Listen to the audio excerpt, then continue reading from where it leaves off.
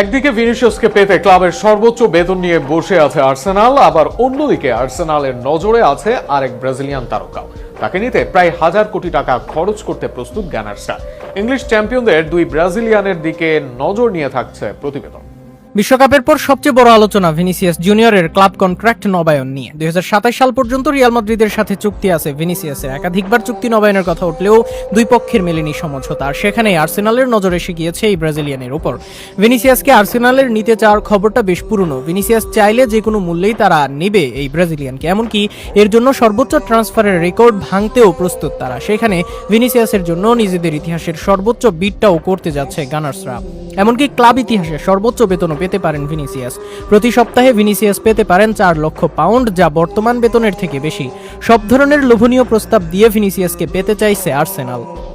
তবে একা ভিনিতেই থামতে চাইছে না তারা, আরও এক ব্রাজিলিয়ানের দিকে নজর তাদের। প্রিমিয়ার লিগের দাপট